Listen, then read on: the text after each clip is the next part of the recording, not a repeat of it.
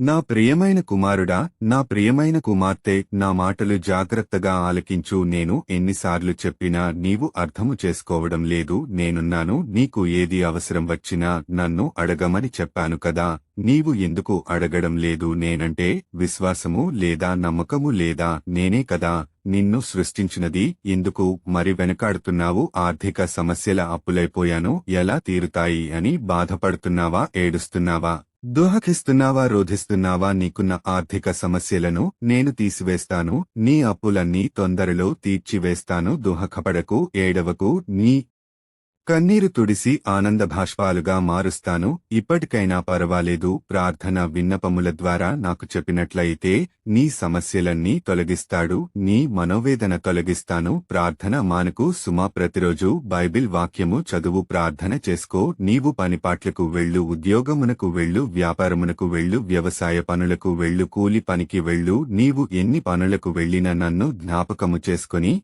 వెళ్ళు సుమా. ఇలా చేస్తే నీకు శుభములు కలుగును, ఆనందముగా ఉంటావు, సంతోషముగా ఉంటావు, సమాధానము కలుగుతుంది. ఇకనైనా ప్రతి విషయంలోనూ నన్ను జ్ఞాపకము చేసుకో. ఇక్కట్టులలో, ఇబ్బందులలో, కష్టములోనూ నష్టములోనూ నీకు సహాయకుడిగా ఉంటాను, మర్చిపోవద్దు.